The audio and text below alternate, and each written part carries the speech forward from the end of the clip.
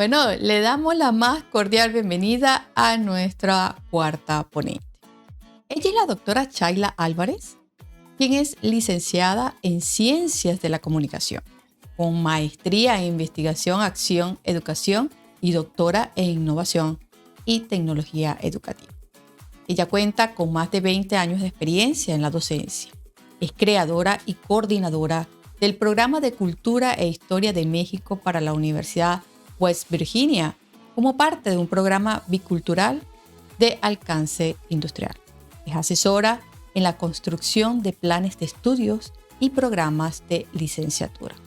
Actualmente se desempeña como coordinadora de acreditaciones internacionales de ABET, docente de gamificación, conferencista y tallerista a nivel internacional. Ella es de México y nos acompaña el día de hoy con el tema Etnografía digital en un sistema enfermo, educación superior y la pandemia. Bienvenida, apreciada doctora. Gracias por su valioso apoyo en nuestro sexto citado. Bienvenida. Al contrario, doctora Ruth, es para mí un gran placer estar aquí colaborando con todos ustedes, participando de este gran evento. Docentes 2.0 siempre está en el top de lo mejor de las investigaciones. Y pues darles la bienvenida a todos. Estoy muy contenta. Y doctora Ruth, si podemos comenzar, yo estoy encantada. Claro que sí, Chayla. Muchísimas gracias. Y bueno, le compartimos la pantalla gigante para que inicie su disertación. Bienvenida. Muchas gracias, doctora Ruth. Doy inicio con mi presentación titulada Etnografía digital de un sistema enfermo en educación superior dentro de la pandemia educativa. Les agradezco mucho el espacio que me han brindado para esta ponencia. Mi nombre es Chayla Álvarez Junco, soy doctora en Innovación y Tecnología Educativa. Y mis redes sociales me pueden encontrar como Chayla Álvarez, esa es mi página de Facebook, y shaylaalvarez@yahoo.com es mi correo. Pues bien, marzo del 2020 nos marcó a todos, pero en especial puso a temblar el sistema inmunológico del sector escolarizado. Y es que en las crisis es donde reconocemos nuestras prioridades. Para entender cómo se abordaron las estrategias desde propuestas de intervención y en qué sentido pretendieron dar salida a diversas problemáticas, es que se aborda este estudio. ¿Qué acciones tomaron las instituciones de educación superior para dar a conocer la noticia de la pandemia? El artículo se enmarca en un México atravesado por la desigualdad. La escolaridad en México es de 9.5 años, según datos del INEGI, recogidos en el 2020. Y pues bien, en México también se destina a educación el 1%. Sin embargo, este 1% se distribuye de manera desigual. En su gran mayoría, los recursos se destinaron a becas, así como a instituciones universitarias de nueva creación, conocidas como universidades de bienestar. En este sentido, el gobierno federal, pues, cumple con su promesa de asegurar un presupuesto para el sistema educativo. Sin embargo, deja a las IES un poco, pues, coartadas. Bien, para mediados del 2020, la educación superior marcaba un abandono que se calculaba en un 8%, es decir, 305.089 universitarios se daban de baja, no concluían sus estudios. Y bueno, se evidencia que con la pandemia, la disrupción en el sistema educativo pues se hace de manera directa. Y entonces salen a luz todas estas enfermedades que ya tenía el sistema educativo. Sin embargo, si bien en las ciencias duras, cuando nos enfermamos, pues acudimos con el doctor, con el epidemiólogo, hay bioquímicos trabajando para hacer medicinas, pues en los sistemas sociales, sobre todo en cuanto a educación se refiere, tenemos a pedagogos, tenemos a educadores, filósofos y esta rama que también pone de su parte para que el problema se resuelva. Y esto es lo que nosotros consultamos. Vimos que era lo que se había hecho, pero para esto pues necesitamos este diagnóstico, encontrarnos en este contexto. Se entiende por rezago educativo aquella persona que no cuenta con una formación obligatoria, la formación mínima básica obligatoria. Aquí podemos dar cuenta de cómo se ha ido incrementando el porcentaje de personas que completan su educación. Apenas este año hicieron obligatoria la educación superior y aquí vamos a tener un gran problema. ¿Por qué? Porque únicamente el 25% de los mexicanos termina una licenciatura. Eso refleja el atraso que tenemos en comparación con otros países. Pero, ¿quién es el docente que está frente a los estudiantes de educación superior? Bien, el perfil de manera general de los docentes en educación superior tiene un promedio de 17.6 años de escolaridad. Son licenciados con algunos estudios posteriores. Tienen una edad promedio de 47 años y dedican 40 horas a su preparación de clase o a su clase, a este sector, a la educación superior. Su formación pedagógica es bastante baja. Son licenciados, pero no en la rama de pedagogía. Entonces, esto también salta cuando llegan las crisis como esta, que es pandémica y nos envía a pues, explorar otros entornos. En esa tesitura, me gustaría ir señalando que se necesita un método interdisciplinario que retome enfoques de diferentes ciencias sociales. Por ello es que se aborda con esta metodología, etnografía digital. La etnografía digital tiene más de 20 años dando respuesta al acontecer humano en entornos virtuales. Ya desde 1993 se abordaban estudios sobre ambientalismo a través de medios electrónicos. Tenemos que entender que los medios digitales se alimentan de fuentes fiables de la sociedad, ¿no? De la comunidad. Pues bien, en consecuencia, en el campo digital se consultan varias fuentes para poderlas tomar como fuentes válidas de información. Por eso se llama etnografía. Tienen un desarrollo procesual dinámico en función a la generación de conocimiento como resultado de la experiencia arbitraria, la inclusión de sus miembros, la pasión sobre el tema y el sentido de identidad que permita un desempeño adecuado. En ese sentido, se esperan ciertas acciones dentro de la comunidad que se vean reflejadas, obviamente, tanto dentro como fuera de la red. De acuerdo con Esquivay, la etnografía digital da respuesta a fenómenos observables en un área y permite delimitar y categorizar características con el fin de mirar de manera crítica los problemas.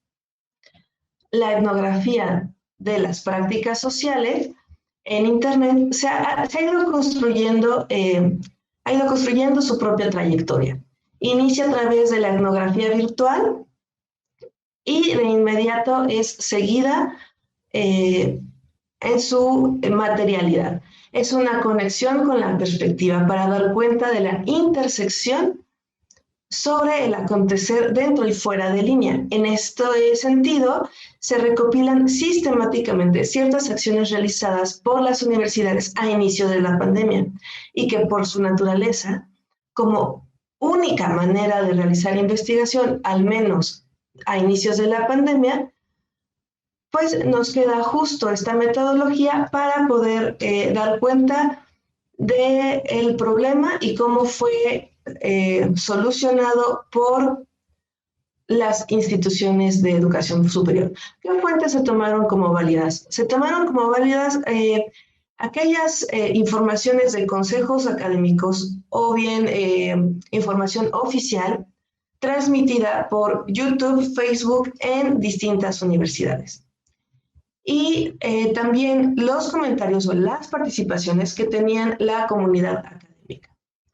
La comunidad universitaria en especial, donde convivían rectores, consejeros, directores, estudiantes de escuelas públicas y autónomas, estas consideradas como objeto de estudio. La duración de esta investigación, tomando en cuenta la recopilación de datos, tuvo un lapso de marzo a mayo, y las comunidades que fueron abordadas son la Universidad Autónoma de Chapingo, la Universidad Autónoma de Baja California, la Universidad Autónoma de San Luis y la Universidad Autónoma de México. De ellas se encontraron ciertos datos en YouTube, en Facebook y en las páginas web de manera oficial.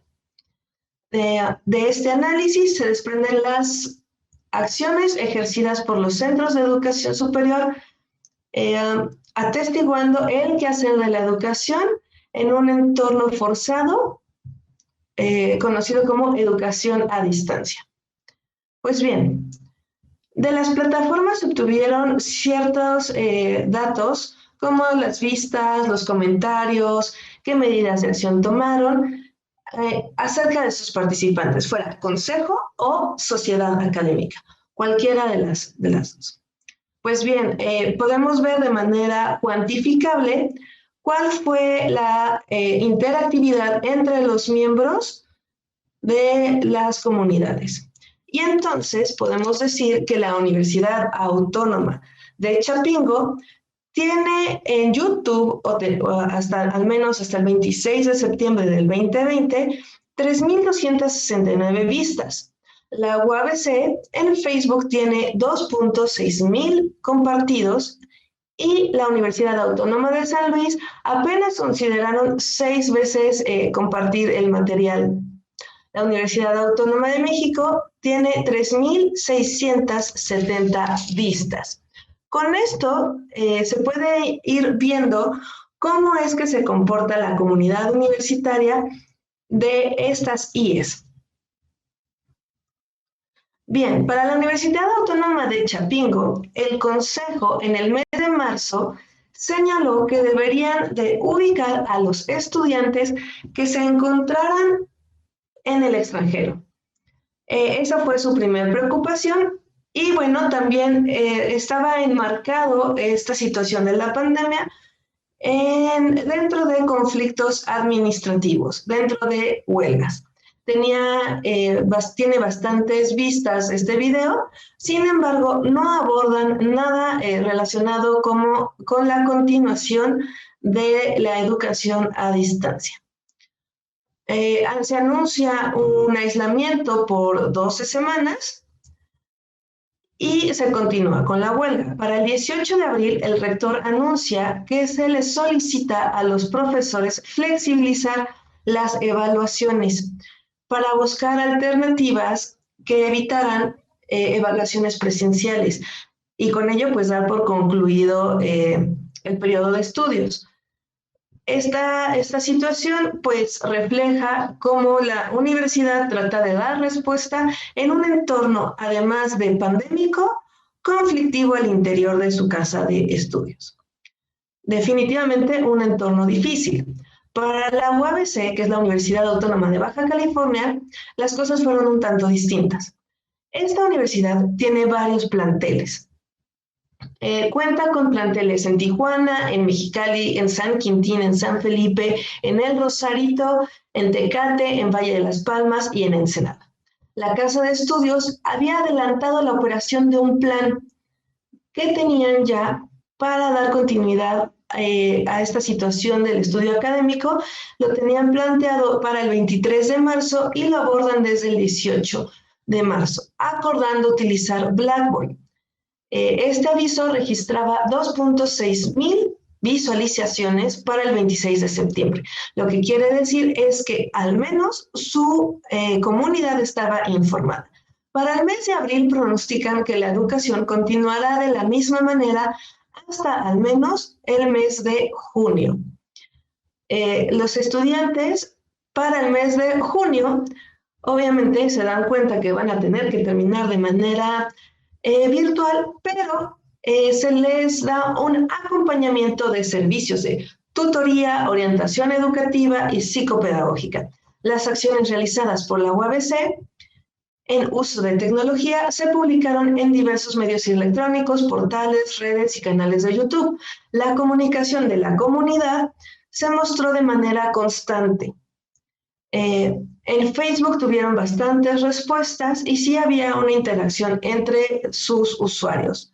Para la Universidad de San Luis las cosas fueron un poco distintas. Se indaga en documentos derivados del Consejo Universitario, es decir, su Consejo Universitario no estaba abierto. Se da cuenta sobre la elección de rectoría y por tanto se deja de lado la continuidad de clases. El Consejo no manifiesta tener ningún plan o medida en ello y no mostraron ningún plan para continuidad escolar. Únicamente los envían a casa y les piden continuar de manera remota. De igual forma, solicitan que los estudiantes que estén en el extranjero, por favor, se contacten con ellos. El comunicado en Facebook tuvo 4 comentarios, fue compartido 6 veces y contó con 18 reacciones. Podemos ver que la participación de su comunidad fue bastante más baja en comparación a la participación de las comunidades de la UABC. De acuerdo con la información desplegada en el sitio oficial, se eligió al rector, pero pues no hubo respuestas referentes a la continuidad académica.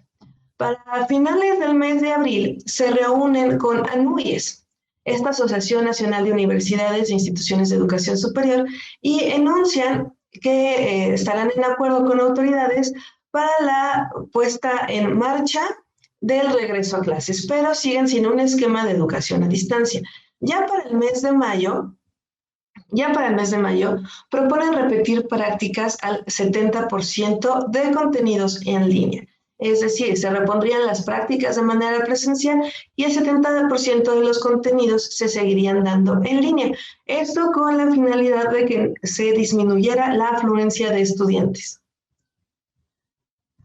Bueno, para la Universidad Autónoma de México, de acuerdo a los datos obtenidos en YouTube, con fecha del 17 de marzo del 2020, se transmite en consejo académico los acuerdos de utilizar Zoom como medio de comunicación para clases virtuales, utilizar Moodle como plataforma, considerar invertir en tecnología y, bueno, también hacen mención que ya llevan 2 años impulsando la educación a distancia.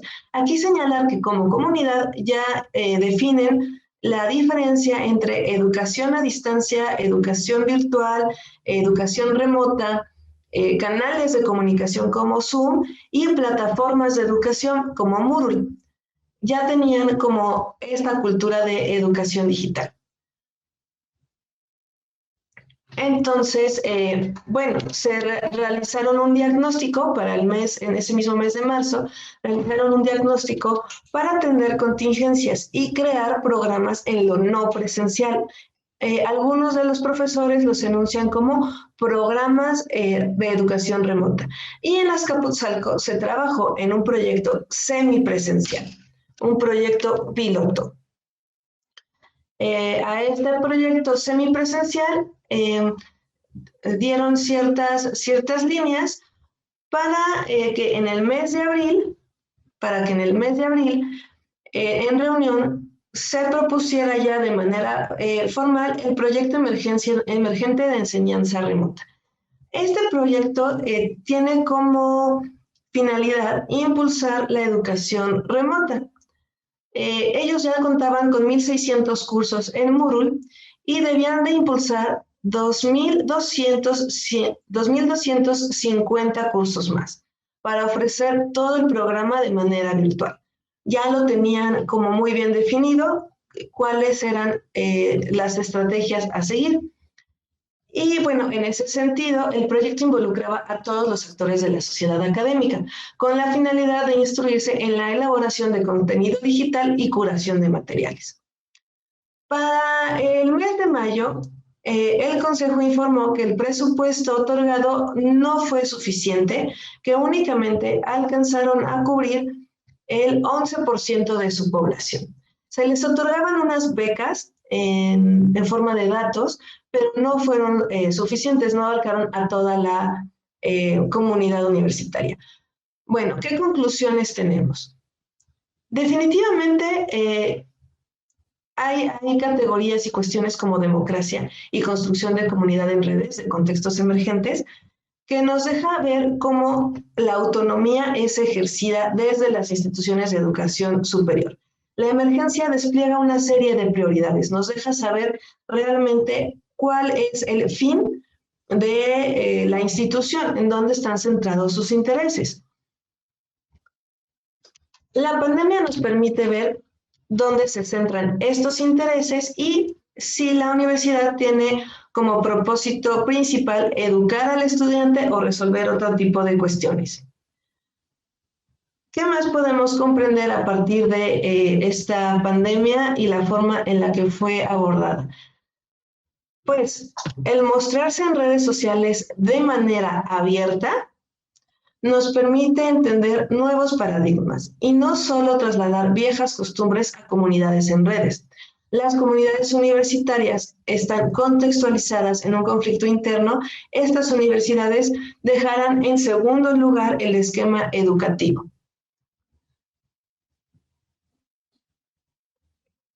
Por otro lado, aquellas universidades que presentan un ambiente mucho más estable presentan planes y estrategias que atienden a los estudiantes y les responden en cualquier emergencia, ¿no? Una comunidad no solo informada, sino comunicada, resuelve problemas mucho más sólida y de manera mucho más eficiente que aquellas que tienen poca participación. No se trata únicamente de informar, se trata de comunicarse. No es casualidad que universidades como la UABC, con una sociedad mucho más participativa en redes que otras como las del centro, lograran continuidad educativa entre sus estudiantes y que además hoy por hoy estén en el top 5 de las mejores universidades de nuestro país.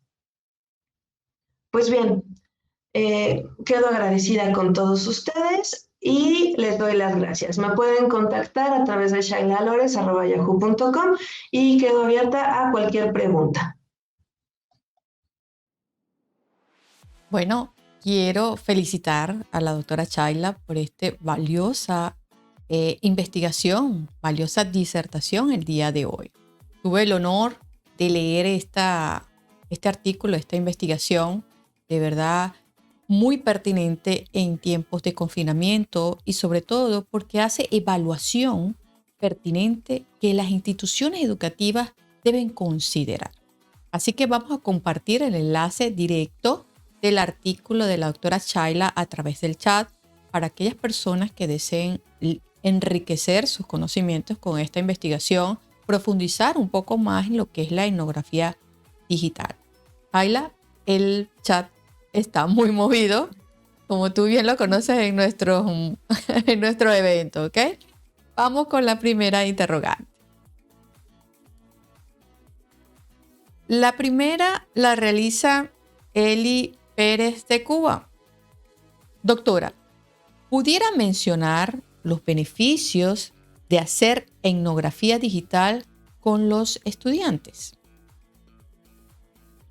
Claro que sí. Justo va relacionado con lo que ya nos comentaba anteriormente la doctora Aide. Hacer etnografía digital nos permite estudiar las relaciones humanas dentro de las redes. Entonces, al ocupar esta metodología, al emplear esta metodología, no solamente cuestionamos a la comunidad a la que estamos analizando, sino que también nos ayuda a cuestionar nuestras propias prácticas, digamos, online, ¿no? De manera digital. Entonces, definitivamente, pues es una metodología que deberíamos emplear de manera continua con los estudiantes, pues para poder desarrollar ciertos conocimientos y sobre todo la habilidad de distinguir fuentes de información y sus variables. Gracias, doctora. Doctora, por acá tenemos otra interrogante, Bélica Gómez de México. Doctora, ¿se puede medir el retroceso educativo a través de un estudio como este causado por la pandemia? Nos puede situar en una referencia, ¿no? Nos puede dar una referencia temporal, eso indiscutiblemente, ¿no? Gracias a la tecnología, como ahora que estamos empleando Docentes 2.0, seguro ustedes tendrán pues archivado todo, como lo podemos ver en el canal de Docentes 2.0, el que estamos ahorita actualmente utilizando, pero cuando no hay congresos, pues ahí podemos dar cuenta de lo que es el quehacer científico y en ese sentido sí podemos dar cuenta de un problema de manera retrospectiva, ¿no? Esto nos lo ha permitido el Internet. Gracias, Shayla. Shayla, una última pregunta. Claro que sí. ¿Cuáles o quiénes conforman el sistema inmunológico educativo? Ok, creo que todos. Hoy somos todos, ¿no? La sociedad, el docente, las personas que están a cargo de los sistemas educativos, como por ejemplo, pues los diputados, los senadores, estos que influyen en las tomas de decisiones y políticas educativas, están inmersos en este sistema, ¿no? Tendríamos que generar una vacuna que de verdad se preocupara por el fortalecimiento en la construcción del conocimiento y que de verdad generáramos políticas públicas que fortalecieran este sistema educativo, ¿no? Para que si nos llegara a dar alguna enfermedad, alguna gripe, varicela, viruela, alguna onda así, de manera pandémica, el sistema educativo esté preparado para dar respuesta como se debe y como lo merecen las generaciones. Este espacio, por ejemplo, es un espacio que ha dado, pues, ha puesto la educación en otro nivel, ¿no? Es este espacio, Docentes 2.0. Entonces, me parece como muy importante comenzar a generar estas prácticas desde la investigación, desde el propio estudiante, docentes, políticos. Es un esfuerzo continuo. Y aquí, pues, nos contagiamos todos, ¿no? Claro, claro que sí. Para eso estamos, para ayudarlos y, bueno, soportar y aportar un granito de arena en este mar de conocimiento, Shayla. Shayla, hay muchísimos interrogantes, pero te invito a que pases por favor al chat y te comparto la pantalla gigante para que te despidas de la audiencia. Muchas gracias. Muchas gracias. Muchísimas gracias a todos los que estuvieron al pendiente. Quedo muy agradecida con Docentes 2.0, quedo muy agradecida con los colegas que han expuesto. Es una forma de retroalimentarnos todos. Ojalá y directivos y rectores y otros actores de la educación se involucren por este tema que es importante para todos. Luego sufrimos de manera colectiva en este mundo globalizado. Quedo muy agradecida con Docentes 2.0 y espero pues tener una oportunidad posterior para seguir participando. Los veo en el chat.